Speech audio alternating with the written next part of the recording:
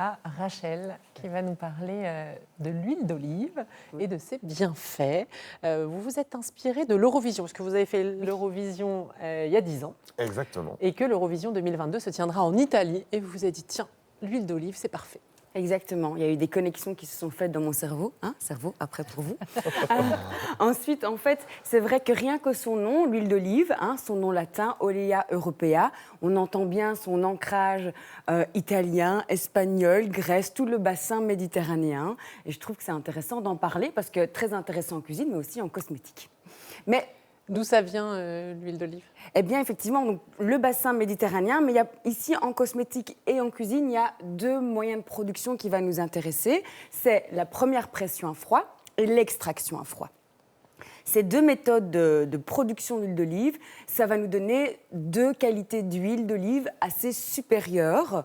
Et la différence, c'est que la première pression à froid, en fait, c'est complètement mécanique et inspiré d'une tradition, tandis que l'extraction à froid, là, c'est automatisé. Donc, c'est peut-être plus facile aussi et un peu plus moderne. Mais quand bien même, ça nous donne des huiles d'olive de qualité. On connaît les vertus de l'huile d'olive dans la salade, on sait que c'est bon pour la santé, mais en cosmétique, qu'est-ce que ça apporte? Eh bien, c'est vrai que pour le corps, étant donné que ça apporte pas mal d'antioxydants, ça va également aider pour aussi la digestion, eh bien, pour la cosmétique, c'est aussi pareil, ça nous apporte des antioxydants. Alors, avant d'expliquer tous les antioxydants qu'on trouve dans l'huile d'olive, j'avais envie de juste faire une petite parenthèse sur ce que c'est des antioxydants. Vous savez ce que c'est? Ah, vous ne savez pas ce que c'est? Monsieur Cerveau qui ne connaît pas. Alors je vais... Rachel.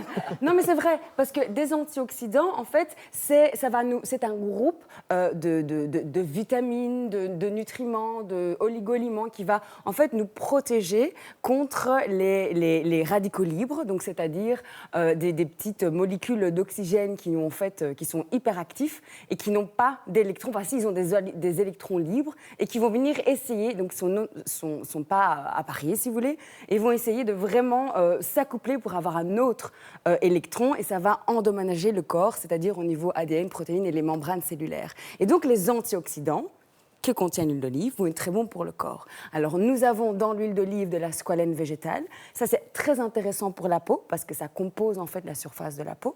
Nous avons également de la vitamine E, antioxydant pour la peau, et nous retrouvons des phytostérols. Les phytostérols, c'est quoi? Ce sont des actifs qui vont réparer la peau, apaiser les inflammations et également cicatrisants. Donc, magnifique pour la peau. Et alors... Et on met l'huile d'olive directement comme ça sur la peau? Si vous n'avez pas envie de sentir l'huile d'olive sur la peau, c'est vrai que ça peut parfois un peu rebuter, parce que vu l'acidité, ça a une odeur quand même assez caractéristique. Ça sent la salade en plus, à force. Oui, on va dire que c'est plutôt fruité. Vous pouvez en faire. Alors, dans les savons en slow cosmétique, c'est très utilisé. Parce que dans les savons, en fait, l'huile d'olive, quand elle est saponifiée, elle nous fait un magnifique savon enrichi en huile végétale. Mais on peut également l'utiliser pour faire son huile de rasage. Et je vais vous expliquer comment on fait de l'huile de rasage avec de l'huile d'olive. Donc, l'idée... Alors, pourquoi faire avec ces produits-là? Oui, c'est pour remplacer les mousses, les gels. Si vous n'avez pas envie d'acheter un produit déjà tout fait et que vous voulez vraiment vous masser avec quelque chose que vous avez dans la cuisine, je vous conseille de l'huile d'olive. L'idée, c'est de mettre l'équivalent d'une cuillère à soupe d'huile d'olive dans votre récipient. Après, on met le vinaigre. Ah non. Non, pas le vinaigre. Mais pourquoi de l'huile d'olive? Rappelez-vous, j'ai dit que l'huile d'olive était vraiment très assouplissante pour la peau, émolliente, anti-inflammatoire. Donc, c'est intéressant quand on veut se raser. Et puis, vous rajoutez une autre huile végétale très intéressante. C'est l'équivalent de 10 petites gouttes. Ici, c'est une petite cuillère à café d'huile de ricin. L'idée maintenant, c'est avec les doigts, parce que moi, dans la cosmétique vivante, moi, j'aime bien toucher, sentir. Donc, avec les doigts, vous allez tout simplement mélanger. Je ne vais pas vous raser, Romain, ne vous inquiétez pas. Romain, il est en stress depuis tout à l'heure. Alors, s'il s'agit d'une barbe, vous l'appliquez bien généreusement sur le visage. Ici, l'idée, on veut vraiment un effet tampon et isolant avec les huiles. Donc là, on peut en mettre beaucoup. Et l'idée, c'est bien... Je ne me trompe pas, dans le sens du poil pour une barbe. Donc, avec le rasoir, vous allez aller dans le sens du poil pour vraiment enlever le poil et le raser. Pour les gambettes, pour les jambes ou les aisselles, pour les femmes, moi, je le conseille plutôt faire à l'inverse.